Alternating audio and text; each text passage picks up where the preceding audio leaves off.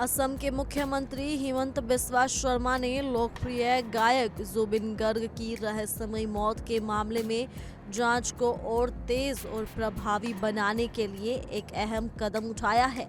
उन्होंने केंद्र सरकार से आग्रह किया है कि भारत और सिंगापुर के बीच म्यूचुअल लीगल असिस्टेंट ट्रीटी यानी MLAT यानी पारस्परिक कानूनी सहायता संधि को सक्रिय रूप से लागू किया जाए। इस अंतर्राष्ट्रीय संधि के जरिए भारत सरकार को आधिकारिक रूप से सिंगापुर से जरूरती सबूत, रिपोर्ट्स और तकनीकी जानकारियां प्राप्त करने में मदद मिलेगी, जो इस केस की तह तक पहुंचने में बेहद अहम साबित हो सकती है। मुख्यमंत्री का मानना है कि जुबिन गर्ग की मौत सिर्फ एक व्यक्तिगत या पारिवारिक नुकसान नहीं है, बल्कि असम की सांस्कृतिक विरासत और भावनात्मक पहचान से जुड़ा एक बड़ा धक्का है, जो उसे नजरअंदाज नहीं किया जा सकता।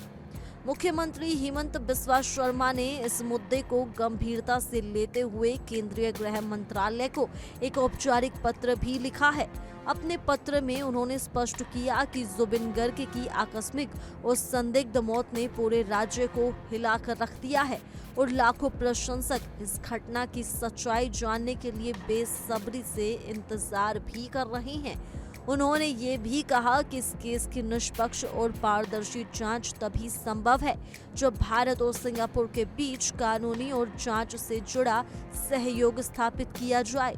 अंतर्राष्ट्रीय स्तर पर ये सहयोग जुबिन गर्ग के परिवार और असम के लोगों को न्याय दिलाने में अहम भूमिका निभा सकता है।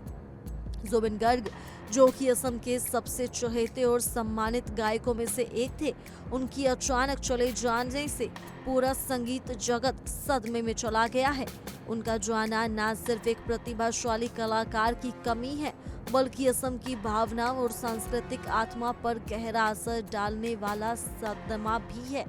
इसलिए राज्य सरकार और आम लोग इस मामले को हल्के में नहीं लेना चाहते हैं। लोगों की लगातार ये मांग रही है कि सरकार सच्चाई सामने लाए और अगर इस घटना के पीछे कोई साजिश या आपराधिक गतिविधि है तो दोषियों को सख्त सजा दी जाए।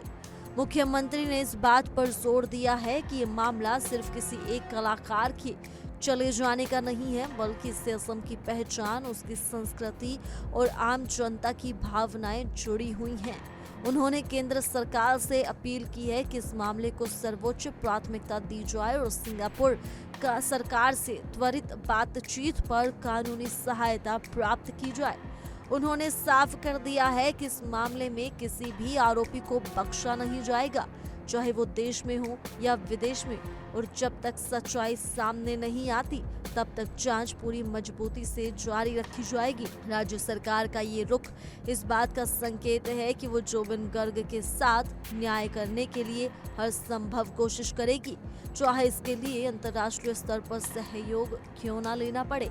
आने वाले समय में इस मामले की जांच में और तेजी आने की संभावना है और देश भर की निगाहें अब इस पर टिकी हैं कि क्या सच में जुबिन गर्ग की मौत एक हादसा थी या इसके पीछे कोई बड़ी साजिश छिपी हुई है। इस खबर को लेकर आप क्या कहना चाहेंगे, आप हमें कमेंट कर जरूर बताएं और इसी के साथ जुड़े रहिए इंडिया डेली के डिजिटल प्लेटफॉर्म के साथ।